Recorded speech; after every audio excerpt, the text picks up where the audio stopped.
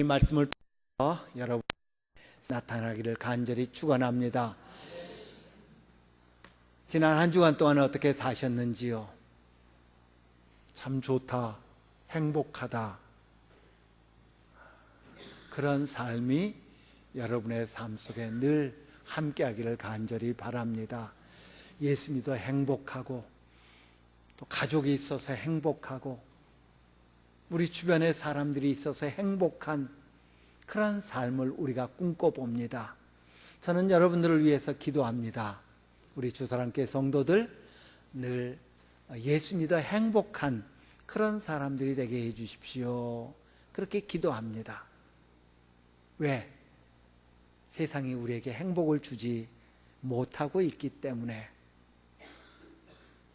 행복하고 싶은데 평안하고 싶고 위로를 얻고 싶고 꿈꾸며 소망을 가지고 그렇게 살고 싶은데 전혀 그렇지 못하지요. 자라보고 놀란 가슴 소뚜껑 보고 놀란다고 지난 7일 날 대만 타이베이의 한 역에서 원인 모를 폭발물이 터졌고, 그래서 그 기차에 화재가 발생했습니다. 다행히 목숨을 잃은 사람은 없고요, 25명이 중경상을 입었다고 그럽니다. 대만 정부가 혹시 이거 테러 아닌가 라고 테러의 가능성을 열어두고 조사하고 있다고 그럽니다. 그도 그럴 것이 하루도 세상 곳곳에서 테러의 소식이 없는 날이 없는 것 같습니다. 1일날 방글라데시 다카의 한 식당에서 괴한들이 난입해가지고 20여 명을 죽이는 그런 안타까운 일이 있었죠. 그런가 하면 3일에는 이라크의 수도 바그다드에서 자살폭탄 테러가 있어가지고 292명이나 되는 사람들이, 아마 그 후에 더 사상자가 늘었을 것입니다마는 292명이나 되는 사람들이 목숨을 잃었습니다.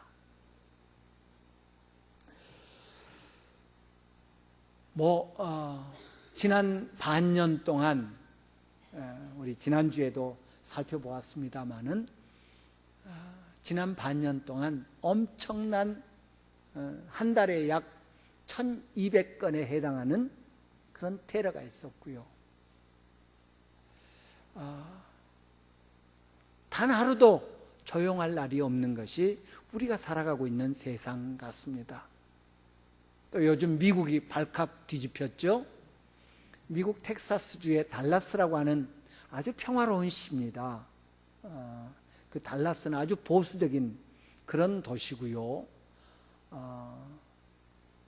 그 달라스 신학교라고 하는 학교는 미국 보수주의 신학의 이렇게 원산지라고 할 수 있을 정도로 그런 참 좋은 학교인데, 달라스 아주 조용하고 그런 도시인데, 자동차의 뒷 램프가 깨졌다고 차를 세우고 경찰관이 검문을 했습니다. 경찰관은 백인이었고 그 운전사는 흑인이었습니다.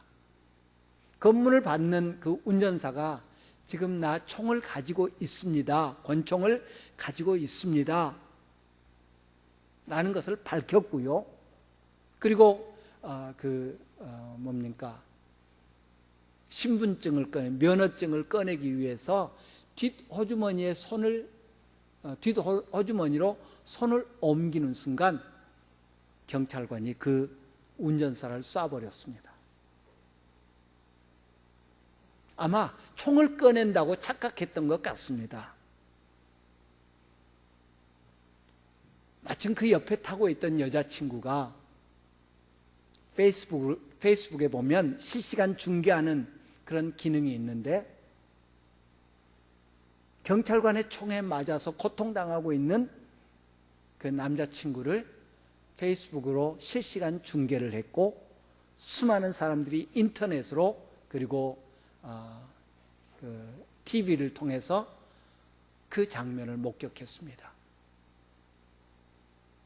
한참 후에 온 앰뷸런스로 옮겼는데, 병원으로 옮겼는데 숨을 거뒀죠. 그 조용하던 달라스가 발칵 뒤집혔습니다. 백인 경찰이 흑인을 과잉 대응한 거다. 흑백 간의 갈등으로 번졌고 흑인들이 소요를 일으켰습니다. 그리고 그 데모하는 과정 중에서 경찰관 5명이 누군가에 의해서 조준사격을 당해서 백인 경찰관 5명이 목숨을 잃었습니다. 테러도 아니고요, 미국 자국민들 사이에 흑백 갈등으로 인해서 흑인 그 운전자 1명이 죽었고 경찰관 5명이 목숨을 잃는 그런 안타까운 일이 벌어졌습니다.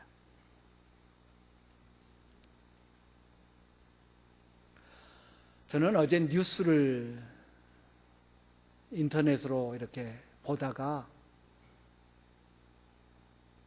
놀랍고 당혹스럽고 화가 치밀어 올라서 주체할 수 없는 그런 감정에 사로잡혔습니다. 역사 교과서 국정화 과정, 누리과정, 대학 구조개혁 같은 교육부의 굵직한 정책을 기획하고 타 부서와 조정하는 2급 혹은 3급 고급 공무원에 해당하는 정책조정관이라고 하는 정책기획관이라고 하는 자리가 있다고 합니다.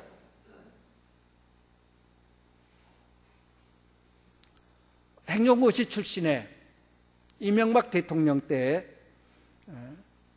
교육부 장관 비서관으로 발탁됐고 청와대 행정관으로 일했고 교육부 지원과장, 교육지원과장, 교직발전지원과장, 지방교육자치과장을 거쳐서 지난 3월에 정책기획관으로 승진한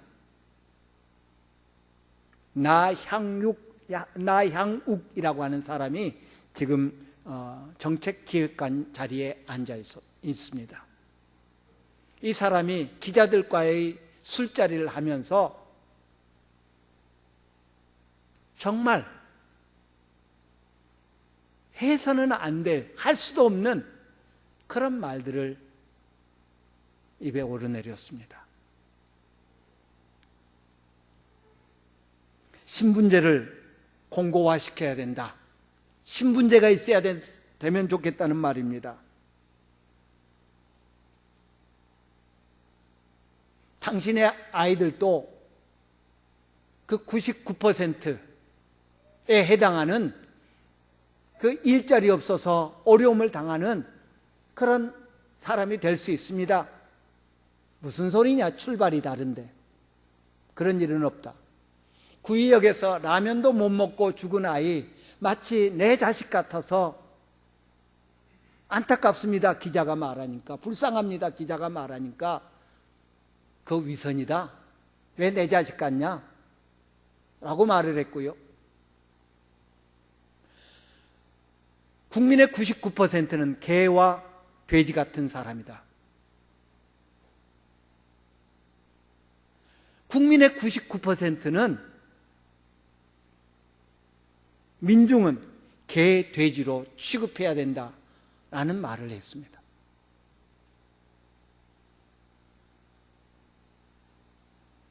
상하 간의 격차가 어느 정도 존재하는 사회가 어찌 보면 합리적인 사회가 아니냐라는 말을 했습니다.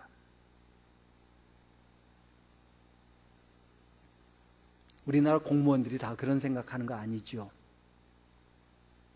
그럼에도 불구하고 우리나라 교육 정책을 기획하고 조정하고 하는 고위 공무원이, 그리고 기자가 그 말을 철회할 수 있는 기회를 주었음에도 불구하고 내 생각이다 라고 분명하게 이야기를 했고요.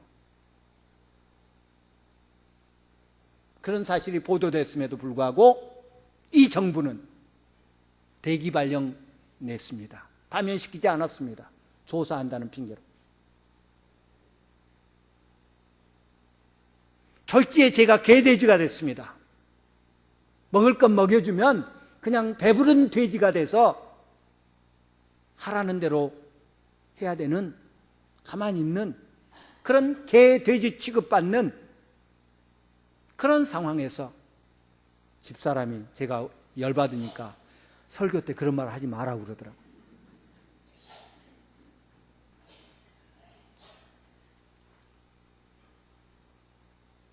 국민들에게 꿈을 주고 비전을 주고, 지금 힘들지만, 지금 어렵지만 우리 참아냅시다. 우리 함께 한번 노력합시다. 비전을 주고 목표를 주고 마음이 하나 되도록 만들어야 되는 그 역할이 지도자들의 역할입니다. 리더십입니다. 고위 공무원들이 해야 될 일입니다. 당신은 그러면 어떻습니까?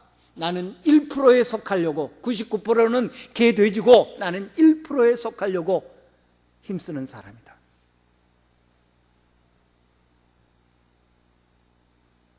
인터넷으로 한번 보십시오. 대신 저처럼 스트레스를 받지 마시고요. 그런 사람이 있나 보다. 우리 상황이 참 답답합니다. 행복하고 싶은데 누군가로부터 위로를 얻고 싶고, 꿈을 꾸면서 그래 좋아질 거야, 그래 괜찮아, 그래 잘할 수 있어, 그러고 싶은데 우리에게 들려오는 이야기들은 우리를 힘들게 합니다. 좌절시킵니다. 낙심하게 만듭니다. 그런데 이 일이 어찌 2016년 대한민국에 사는 저와 여러분만의 일이겠습니까? 말씀드렸듯이 테러의 공포에 휩싸여 사는 중동 사람들의 이야기이기도 하고요. 흑백 간의 갈등으로 고통을 겪는 미국 사람들의 이야기이기도 하고요.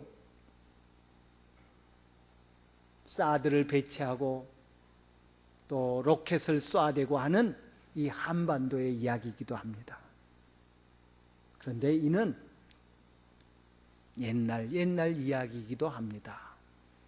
사람들이, 인류가 이 땅에 존재하면서 아담과 가인 사이의 갈등으로부터 시작해서 계속 되어오는 갈등의 이야기다 라고 말할 수 있을 것입니다.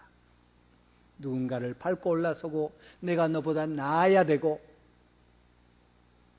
나는 합당한 대우를 받아야 되고, 그러기 위해서 누군가를 밟고 올라서야 되고, 우리 인생의 역사, 인류의 역사라고 말해도 될 것입니다. 예수님 당시도 마찬가지였습니다. 오늘 본문에서 예수님의 제자들이 예수님께 묻습니다. 주께서 이스라엘 나라를 회복하심이 이때니까? 주께서 이스라엘 나라를 회복하심이 이때니까? 이스라엘 백성들은 이스라엘 나라가 회복되기를 사모하고 있었습니다. 그도 그럴 것이, 하나님의 백성, 하나님의 택함 받은 아브라함의 후손인 우리들이 지금 하나님을 알지 못하는 우상을 섬기는 이방 나라에 의해서 지배받고 있는 이 현실 상황, 견디기 어려웠던 겁니다. 이제나 저제나 이스라엘 나라가 회복될까?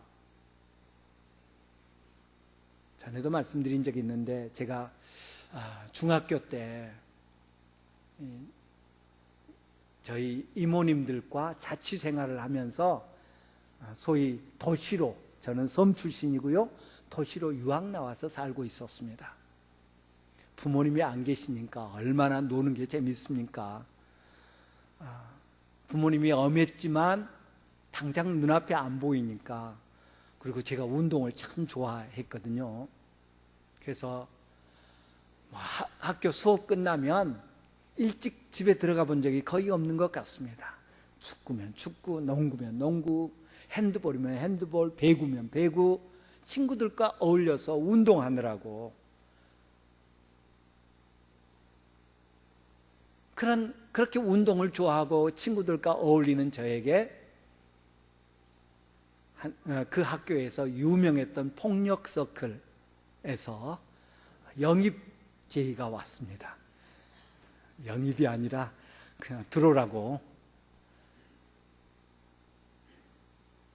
그런데 저는 이제 아버지가 무섭기도 했고 또 어렸을 때부터 신앙생활했던 교회 다녔던 그 믿음이 그 서클에 가입하면 안 된다고 제 스스로에게 느끼게 만들었습니다. 거절을 했습니다. 여러분의 회유가 있은 다음에 하루는 화장실 뒤에서 만나자. 화장실 뒤로 나갔더니 한 친구가 와 있습니다. 같이 축구를 하고 하는 친구인데 축구 실력은 아무튼 그 학교에서 최고로 좋았습니다. 그런데 키는 저랑 그 당시에 중학교 1학년, 1학년 때로 기억하는데 저랑 나란히 있으면 제 어깨도 못 차는 그런 키가 작은 아이, 발재가는 아주 최고의 아이가 그 서클에 가입해 있는 아이가 왔어요. 여러 가지 말로 그 서클에 들어오라고 저를 회유합니다. 제가 끝까지 거절을 하자 마지막으로 너 그러면 재미없어? 라고 하면서 손을 제 허벅지에 갖다 댑니다. 그래서 뭐가 따끔하더라고요. 봤더니 교복이 조금 찢어졌고 그리고 피가 조금 납니다. 깊이 찌르지는 않았지만 흉기를 들여대서 저를 협박한 겁니다. 너 그러면 재미없어? 하고 옛날에 침을 놓는다고 그랬는데 속된 말로 그리고는 갔습니다. 그 친구가 간 다음에 저 혼자서 그 화장실 뒤에서 얼마나 울었는지 모릅니다. 아파서 울었다고요? 아니라 그냥 쟤 한 방 쥐어 박으면 되는데 후환이 두려워서 그 조직이 두려워서 그 제 어깨도 못 차는 아이에게 협박을 당하고 그게 억울해서 분통 터져서 한참을 울었던 적이 있습니다. 이스라엘 백성들이 원래부터 약하고 맨날 주변 나라들한테 얻어맞고 그랬으면 뭐 그렇게 아파하지 않았을 것입니다. 그런데 그들에게는 그 놀라운 자긍심이 있었습니다. 우리는 하나님, 전능하신 하나님, 창조주 하나님, 여호와 하나님의 백성이다. 하나님이 우리 조상 아브라함을 택하셨고 아브라함으로 인하여서 모든 민족이 복을 받게 해주신다고 하는 그런 약속받은 백성이다. 그리고 우리 조상 다윗은 주변 나라들을 정복하고 강건하게 하고 주변 나라들로부터 조공을 받고 부귀와 영화를 누리는 그런 강대국이 됐었는데 지금 이 모양 이 꼴이 뭔가? 수백 년 동안 주변 나라들에게 시달림을 받고 지배를 받는 이 모양은 뭔가 하는 그런 좌절감이 이스라엘 백성들 사이에 팽배해 있었습니다. 마카비 시대에 로마로부터 그 헬라로부터 잠깐 독립하기는 합니다만은 그럼에도 불구하고 계속 지배받고 있는 그런 상황 속에서 큰 좌절감이 이들을 억누르고 있었습니다. 그런데 예수님이 등장합니다. 그가 행하는 기적들을 보니까 이건 보통이 아닙니다. 예수님도 하나님 나라에 대해서 이야기합니다. 옳다, 이 양반이구나. 그리고 기회 있을 때마다 그분을 왕으로 추대하려고 합니다. 그런데 예수님이 십자가에 죽으십니다. 꿈이 산산조각 났습니다. 그런데 부활하신 예수님이 제자들에게 나타나셨습니다. 제자들은 참을 수가 없었습니다. 선생님, 주께서 이 이스라엘 나라를 회복하심이 이때니까? 라고 묻습니다. 그러자 예수님은 너희의 알 바 아니다, 너희의 알 바가 아니다 라고 대답해 주십니다. 너희의 알 바가 아니다, 무슨 말입니까? 요즘 말로 하면 야 신경 꺼, 니들은 몰라도 돼, 신경 꺼 라는 말입니다.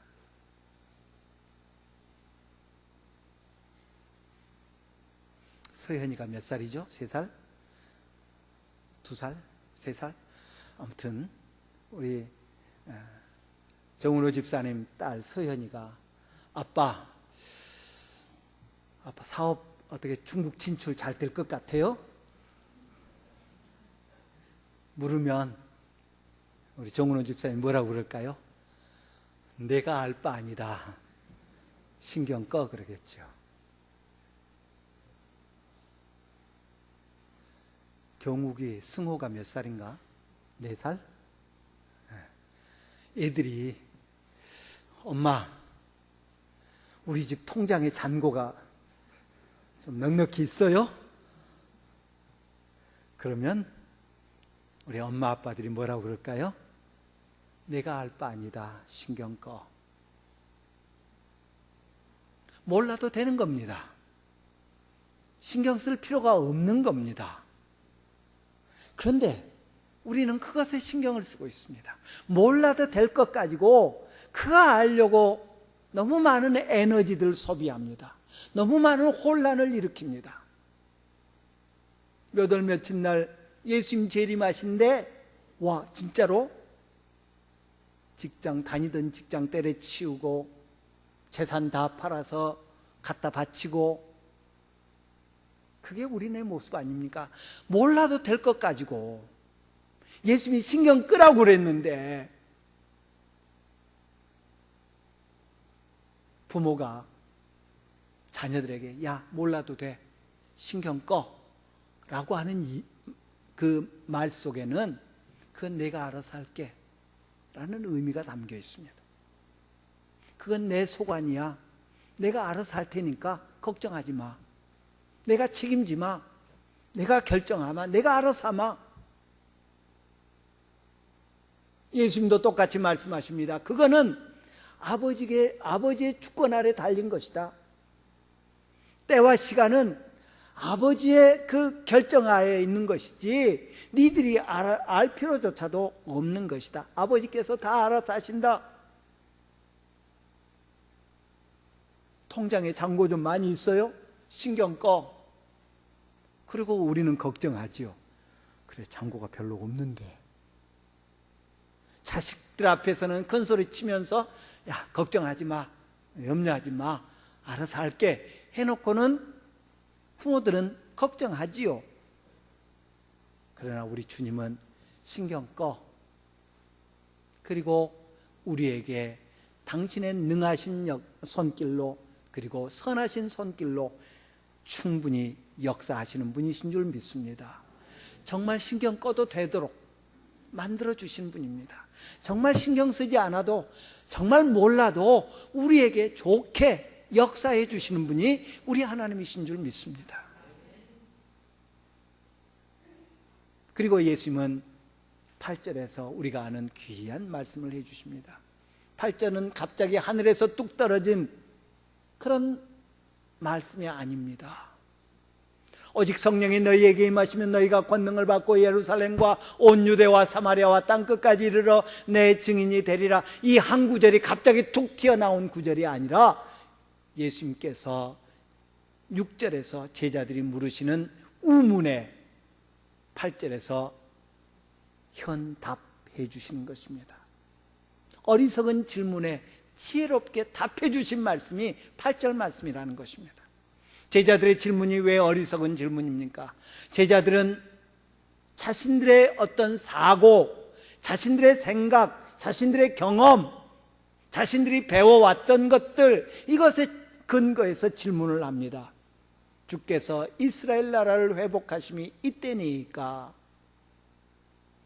주께서 이스라엘 나라를 회복하심이 이때니까, 이스라엘, 가나안 땅, 팔레스틴이라고 하는 공간에 사로잡힌 질문을 합니다. 이때입니까? 내가 살아있을 때, 내가 그래도 한 자리 할 수 있을 때, 내가 주님 덕분에 뭔가를 할 수 있는 이 시기 바로 지금입니까? 라고 묻습니다. 그에 대해서 예수님은 8절로 대답하십니다. 오직 성령이 너희에게 임하시면 너희가 권능을 받게 될 것이다. 오직 성령이 너희에게 임하시면 너희가 권능을 받게 될 것이다. 이스라엘 백성들은, 제자들은 이스라엘 나라의 회복을 기다리고 있었습니다. 이스라엘 나라의 회복에 초점 맞추고 있었습니다. 예수님은 하나님 나라를 이야기하고 있습니다. 하나님 나라는 하나님이 통치하시는 나라입니다. 하나님은 영이십니다. 따라서 팔레스틴이라고 하는, 가나안 땅이라고 하는 어떤 지역에 제한될 뿐이 아니십니다. 단순히 이스라엘이라고 하는 아브라함의 그 육체적인 후손 이스라엘이라고 하는 이스라엘 나라에 국한될 그런 분이 아니시라는 것입니다. 이스라엘 나라의, 이스라엘의 회복이 지금입니까? 이스라엘의 회복을 이야기하는 제자들을 향해서 성령이 너희에게 임하시면 너희가 권능을 받게 될 것이다. 하나님의 능력이 너희와 함께 하실 것이다. 성령이 임할 때 성령의 역사로 하나님이 통치하시는 나라가 너희 가운데 임하게 될 것이다 라고 말씀하고 있습니다. 영접하는 자, 곧 그 이름을 믿는 자들에게는 하나님의 자녀가 되는 권세를 주셨으니 이는 혈통으로나 육정으로나 사람의 뜻으로 나지 아니한다. 요한복음 1장 12절과 13절에서 말씀하고 있는 것을 봅니다. 그렇습니다. 하나님 나라는 이스라엘이라고 하는 혈통이나 가나안 땅이라고 하는 어떤 지역이나에 국한된 그런 나라가 아니라 아버지께서 임하셔서 다스리는 나라, 영이신 하나님께서 임하셔서 권능으로 다스리는 나라, 성령이 임할 때 임하는 나라가 하나님 나라인 줄 믿습니다. 요한 사도는 밤모섬에서 하나님의 계시를 봅니다. 장차 되어질 일들을 봅니다. 그 계시를 다 본 요한 사도는 뭐라고 고백합니까? 아멘, 주 예수여 어서 오시옵소서. 예수님 오셔서 당신의 나라를 완성하십시오. 궁극적인 하나님의 나라가 예수님의 재림에 의해서 완성될 것을 말씀하고 있는데 우리 모두 역시 똑같은 고백을 하는 줄 믿습니다.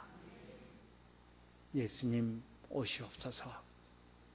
예수님의 재림을 사모하는 백성이라고 한다면, 하나님의 나라가 완성되기를 사모하는 사람들이라고 한다면 예루살렘을 떠나지 말고 내가 너희에게 약속한 성령을 기다리라고 했던 주님의 말씀처럼 성령의 충만함을 사모하는 백성이 되어야 될 줄 믿습니다.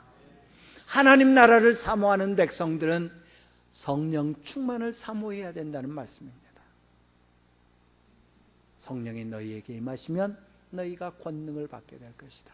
하나님의 임재가 임하게 될 것이다. 하나님의 임재가 나타나게 될 것이다. 하나님의 권능이, 하나님의 통치가 너희에게 임하게 될 것이다 라고 말씀합니다. 제자들은 이스라엘 나라의 회복이 지금입니까? 이때입니까? 라고 묻습니다. 이스라엘의 회복을 이야기하고 있습니다. 그런데 예수님은 이스라엘에 국한되는, 예루살렘에 국한되고 이스라엘에 국한되는 그런 하나님 나라를 말하지 않습니다.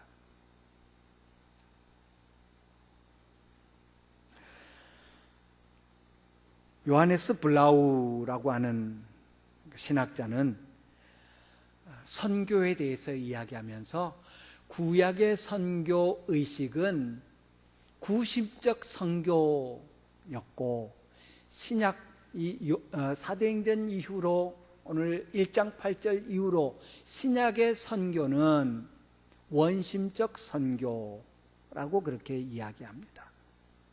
아주 잘 표현한 것 같습니다. 우리가 구약을 읽어보면 하나님 나라의 개념, 구원의 개념 어떻게 됩니까? 이스라엘 백성이 되는 것이었습니다. 이방 사람들이 구원받기 위해서는 어떻게 됐습니까? 유대인이 되어야 했습니다. 개종을 해야 했습니다.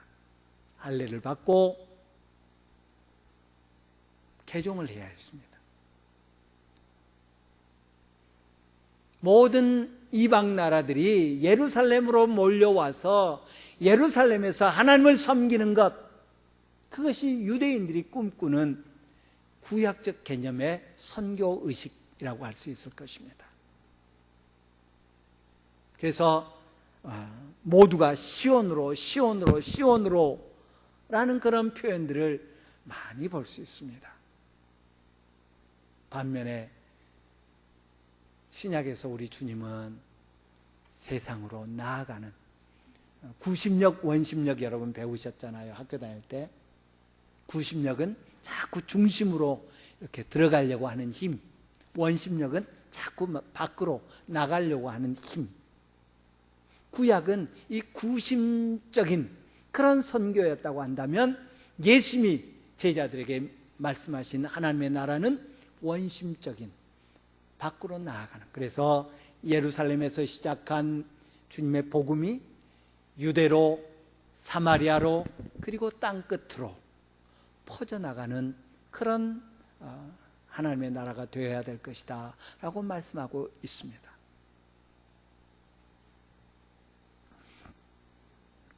예수님은 이스라엘 백성들의 협소한 민족주의를 거부하면서 이스라엘 나라의 회복이 아닌 궁극적으로 하나님 나라의 회복을 말씀하고 있는 것을 발견할 수 있습니다. 요한사도는 밤모섬에서 환상을 통해서 장차 있게 되는 하나님 나라의 완성된 모습들을 묘사하고 있습니다.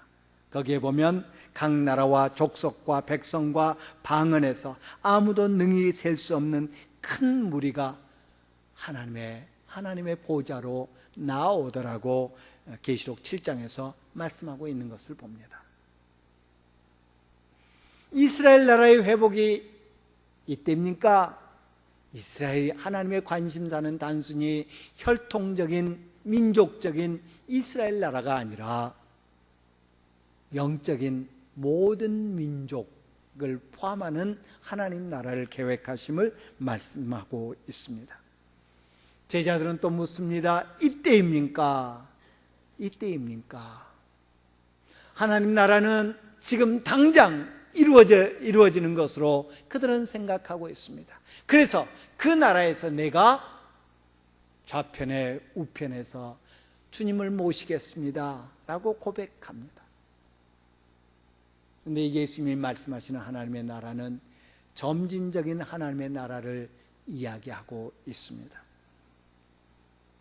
제자들이 기대했던 나라의 회복이 그가 살아계실 때 이루어지리라고 기대했지만 우리 주님은 그 기대를 깨시면서 앞으로 점점 하나님의 나라가 확장되어 가고 하나님의 나라가 완성되어 갈 것을 말씀하고 있습니다. 아까 말씀드렸듯이 이스라엘 이 제자들은 그릇된 개념으로 하나님의 나라를 이해하고 있습니다. 공간에 제한된 하나님의 나라, 시간에 제한된 하나님의 나라를 이야기하고 있습니다. 반면에 예수님은 마태복음 24장에서 그렇게 말씀하시죠. 이 천국 복음이 모든 민족에게 증언되기 위하여 온 세상에 전파되리니 그제야 끝이 오리라. 이스라엘 나라가 회복됨이 이때입니까? 라는 제자들의 질문과 마태복음 24장 14절에서 천국 복음이 모든 민족에게 증언되기 위하여 온 세상에 전파되리니 그제야 끝이 오리라는 예수님의 답변에 큰 괴리가 있음을 발견할 수 있습니다. 우리 주님은 공간과 시간을 제자들이 생각하는 것과 달리 사용하고 있습니다. 공간의 끝, 그리고 시간의 끝이 아름답게 일치되는 것을 마태복음 24장 14절에서 볼 수 있습니다. 공간의 끝 어딥니까? 땅끝. 모든 민족, 모든 사람들, 모든 인류가 사는 모든 곳에 복음이 전파되는 그 공간의 끝이 이를 때에 주님의 재림, 시간의 끝이 오게 될 것이다 라고 말씀하고 있습니다.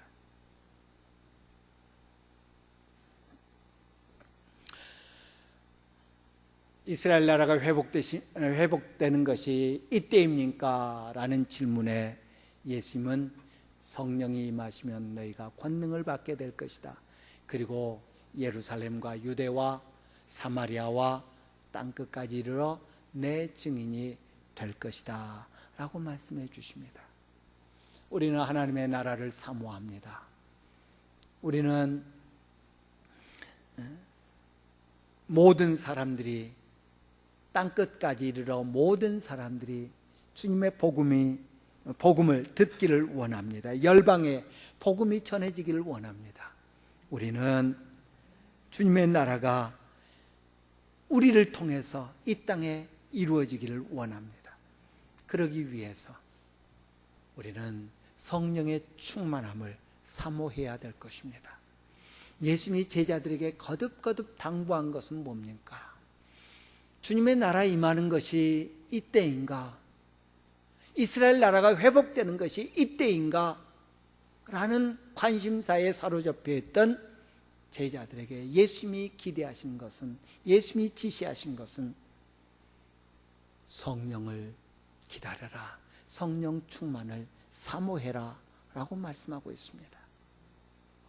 서두에 말씀드렸듯이 우리가 지금 살아가고 있는, 우리가 발붙이고 있는 땅, 우리 대한민국뿐만 아니라 이 지구, 온 땅이 몸살을 앓고 있습니다.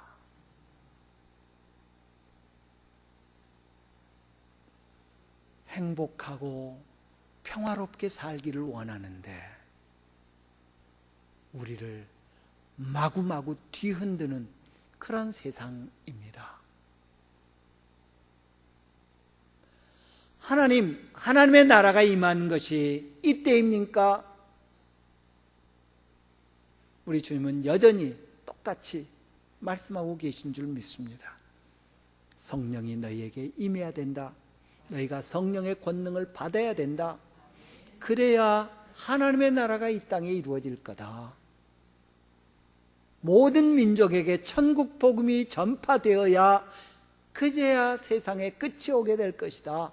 그러기 위해서 내 증인이 되어라, 내 증인이 되어라 라고 말씀했습니다. 평화를 원하는 만큼, 행복해지기를 원하는 만큼, 위로와 소망을 얻기를 원하는 만큼 성령을 사모하는 우리 모든 심령들이 되어야 될 줄 믿습니다. 기도하겠습니다.